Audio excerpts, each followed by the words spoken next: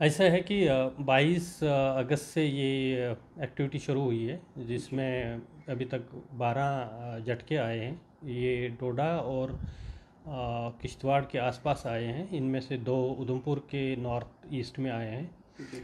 तो ये जो झटके आए हैं ये जम्मू एंड कश्मीर के उस एरिया में आए हैं जिनको हम जोन 4 और जोन 5 कहते हैं, क्योंकि जम्मू एंड कश्मीर सारा जोन 4 और जोन 5 है। जी। सिस्मिकली वो जोन्स होते हैं जहाँ पर ज़्यादा अर्थक्वेक आने के चांसेस रहते हैं, बहुत ही एक्टिव एरियाज़ हैं और मेजर अर्थक्वेक आने के भी चांसेस रहते हैं। जी। रहा सवाल इन अर्थक्वेक्स का, इससे क्या आगे कोई बड़ा झटका आने के है, कोई चेतावनी। अनुमान है क्या, ये चेतावनी है?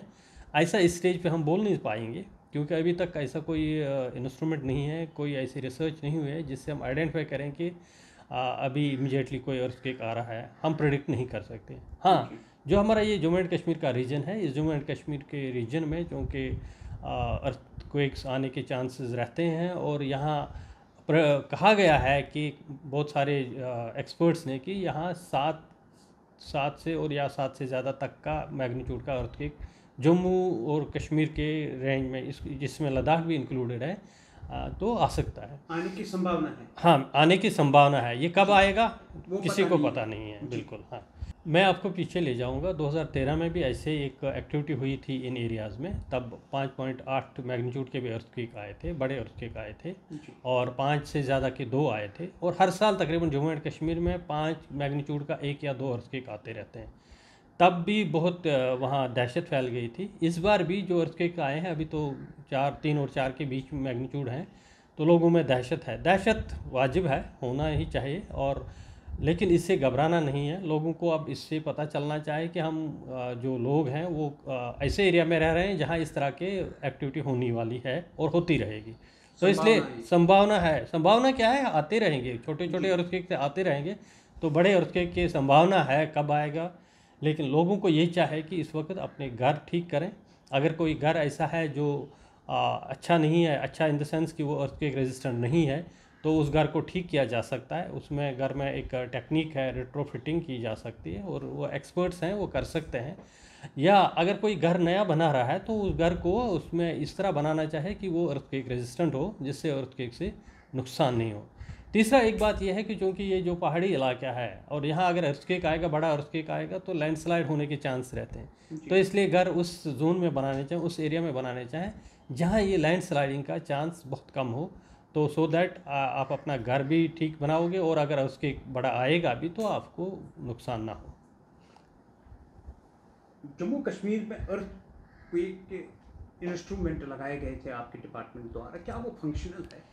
हाँ, हमारे एक मिनिस्ट्री ऑफ अर्थ साइंसेस के प्रोजेक्ट्स थे, वो अभी कंप्लीट हो चुके हैं। नए प्रोजेक्ट्स नहीं आए हैं अभी तक। तो उसमें हमने 7 इंस्ट्रूमेंट्स लगाए हैं, जिसमें पुंछ में है एक, राजौरी में है, जम्मू यूनिवर्सिटी में एक है, बन्नी में है, भद्रवा में है, डूरू और टंगडार में है। ये 7 इंस्ट्रूमेंट्स इसमें अर्थक्वेक मेजरमेंट्स करते थे। जो रिकॉर्ड आता था वो रिकॉर्ड हम उसको एनालिसिस करके हम फर्दर रिसर्च करते थे। हाँ, अभी रिसेंटली डॉक्टर जितेंद्र सिंह जो मिनिस्ट्री, उन्होंने उधमपुर में भी इसी हाँ, किस्म का एक इंस्ट्रूमेंट लगाया है उधमपुर में, और वो बहुत अच्छा स्टेप है, क्योंकि उधमपुर में हमारा कोई इंस्ट्रूमेंट नहीं था। तो उससे ये ग्रिड, एक अच्छा सा ग्रिड बन सकता है। 8 इंस्ट्रूमेंट्स हमारे स्टेट में इस वक्त काम कर रहे हैं, हमारे जम्मू यूनिवर्सिटी के, इंक्लूडिंग जो अभी डॉक्टर साहब ने इनाग्रेट किया जो उधमपुर में। तो ये जो इंस्ट्रूमेंट्स है, सिस्मोलॉजिकल इंस्ट्रूमेंट्स, ये रिकॉर्डिंग करते हैं। तो ये बताते हैं हमें, जितने भी छोटा से छोटा भी अगर अर्थक्वेक आएगा तो वो रिकॉर्ड करके हमें बताता है। हम इसको रिसर्च करते हैं तो पता चलता है कि किस तरह का एरिया है। इन्हीं इंस्ट्रूमेंट्स की वजह से जो हमारे प्रोजेक्ट्स में लगे हुए थे और जो अभी हैं, काम कर रहे हैं, बट उन पे हम रिसर्च नहीं कर पाते हैं क्योंकि हमारे पास अभी कोई फंडिंग नहीं है। तो हम इस एरिया में, पर्टिकुलर किश्तवाड़ में, एक एक्टिव फॉल्ट आइडेंटिफाई कर चुके हैं। जी। हमने किश्तवाड़ के एरिया में एक एक्टिव फॉल्ट आइडेंटिफाई किया है, और ये जो अभी एक्टिविटी हो रही है ये उस एक्टिव फॉल्ट के वेस्ट में हो रही है। तो उसका मतलब ये है कि ये एक ही एक्टिव फॉल्ट नहीं है, इस एरिया में बहुत सारे एक्टिव फॉल्ट होने के चांसेस हैं। इसलिए मुझे ये लगता है कि एक ऐसा रिसर्च प्रोजेक्ट लॉन्च करना चाहे जो पूरे जम्मू एंड कश्मीर में एक्टिव फॉल्ट मैप्स आइडेंटिफाई करेगा, और उन आइडेंटिफाइड एरियाज़ में फर्दर किस तरह का डेवलपमेंट हो वो आइडेंटिफाई हो सकता है। हाँ, रहा सवाल जो अगर आप ये एक्टिव फॉल्ट मैपिंग की बात करते हैं तो एक major project ministry of earth science ने स्टार्ट किया था। उसमें उन्होंने सेंट्रल हिमालय, कच्छ गुजरात में और जम्मू एंड कश्मीर को लिया था। कच्छ और गुजरात, कच्छ जो गुजरात का है वो प्रोजेक्ट चल रहा है, सेंट्रल हिमालय का भी चल रहा है, बट अभी जम्मू एंड कश्मीर का प्रोजेक्ट लॉन्च नहीं हुआ वो वाला। तो अगर वैसा प्रोजेक्ट यहाँ जम्मू एंड कश्मीर में स्टार्ट हो जाएगा और इस तरह के active fault maps active fault maps बनाए जाएं और आइडेंटिफाई करें कि ये एक्टिव फॉल्ट कहाँ कहाँ पर है, तो नेचुरली उससे पता चल जाएगा कि उन एरियाज़ में किस तरह की एक्टिविटी हो सकती है।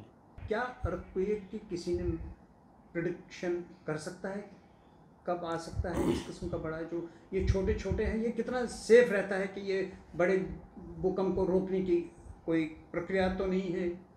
ऐसा है, अभी तक एज सच अर्थक्वेक प्रेडिक्शन का कोई हमारे पास इक्विपमेंट नहीं है, ऐसी टेक्नोलॉजी नहीं है, ऐसी रिसर्च आज तक नहीं हुई है। लेकिन यह है कि एक अगर कहीं दूर एरिया से अर्थक्वेक आता है तो उसके लिए एक जैसे वार्निंग सिस्टम लॉन्च हो चुके हैं, बट वो आपको ज़्यादा से ज़्यादा एक मिनट या उससे कम कुछ सेकंड्स का ही बता सकता है। तो जो इम्पोर्टेंट इंस्टॉलेशन है इमीडिएटली अगर वो अलर्ट आता है तो वो स्टॉप करते हैं। ये टेक्नोलॉजी मैक्सिको में चल रही है, जापान में चल रही है, बट हमारे यहाँ अभी एज सच नहीं है। बट वो प्रेडिक्ट नहीं कर रहे हैं अर्थक्वेक्स, वो जस्ट एक जब अर्थक्वेक हो जाता है उसकी सिग्नल पहुँचते हैं उस इंस्ट्रूमेंट्स में, तो वो इंस्ट्रूमेंट अलर्ट देता है, तो उससे पता चलता है कि अर्थक्वेक आने वाला है अगले 30 सेकंड में या 1 मिनट में। तो वो जो इम्पोर्टेंट इंस्टॉलेशन जैसे न्यूक्लियर प्लांट है या रेलवेज़ है तो वो स्टॉप हो जाता है।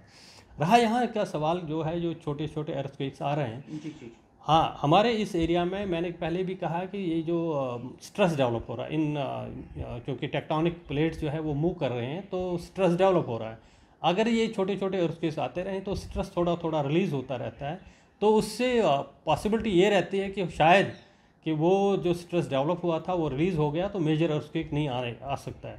लेकिन कभी कभी ऐसा भी होता है कि ये जो लोग कहते हैं, जैसे एक्सपर्ट्स कहते हैं कि 4 शॉक्स इस तरह के होते हैं, लेकिन 4 शॉक्स जब अगर मेजर अर्थक्वेक के आएंगे तो वो 4 शॉक्स जब आने शुरू हो जाते तो इंटेंसिटी और उनकी फ्रीक्वेंसी बहुत बढ़ती है। बट जो हम इस जो रिसेंटली अर्थक्वेक जोड़ा में आ गए तो इनमें ऐसा कोई नहीं लग रहा है कि ये 4 शॉक्स हैं। तो ये है कि कभी आएगा मेजर अर्थक्वेक, आएगा कब आएगा, बट ऐसा संभावना इस जो अभी देख रहे हैं इन अर्थक्वेक्स की वजह से इनको अगर इंटरप्रेट करते हैं तो नहीं लग रहा है। तो लोगों को किस तरह सतर्क रहना चाहिए अपने आप के? सबसे बड़ी बात है लोगों को ऐसे एरियाज़ देखने चाहिए जहां वो सेफ़ रह सकता है। अगर बड़ा झटका आएगा, उनकी बिल्डिंग सेफ़ हैं क्या, ठीक हैं क्या, अगर वो अर्थक्वेक को अगर रेजिस्टेंट बिल्डिंग है क्या वो सहन कर पाएगी वो बिल्डिंग अगर सपोज़ बड़ा अर्थक्वेक आएगा। अगर ऐसा नहीं है तो अपनी बिल्डिंग्स को ठीक किया जा सकता है, या नई कंस्ट्रक्शन जो करनी है वो अर्थक्वेक रेजिस्टेंट होनी चाहिए। और तीसरा इंपॉर्टेंट चीज़ जो है वो अवेयरनेस, लोगों, बच्चों, खासकर छोटे बच्चों को जो घर में होते हैं तो उनके माँ बाप को पता होना चाहिए कि अगर अर्थक्वेक आएगा तो हम कहाँ पर सेफ़ हैं, किस जगह छुप सकते हैं, क्या हमारे टेबल है या अंदर की कोई दीवार है जिस दीवार में हम रह सकते हैं, जहाँ पर हम अपने आप को बचा सकते हैं। क्योंकि अर्थक्वेक तो खुद मारता नहीं है, ये बिल्डिंग जब गिरते हैं तभी लोग मरते हैं। तो सबसे बड़ी बात है कि हमें एक कॉमन अवेयरनेस, हाँ, अगर चांस मिलेगा तो बाहर आना चाहिए, लेकिन अगर चांस नहीं है तो घर के अंदर भी कुछ ऐसी जगह होते हैं जो सेफ़ हो सकते हैं जहाँ पर हम अपने आप को बचा सकते हैं। टेक वन अब आपके व्हाट्सएप पर। व्हाट्सएप करिए हाय 9728253663 पर।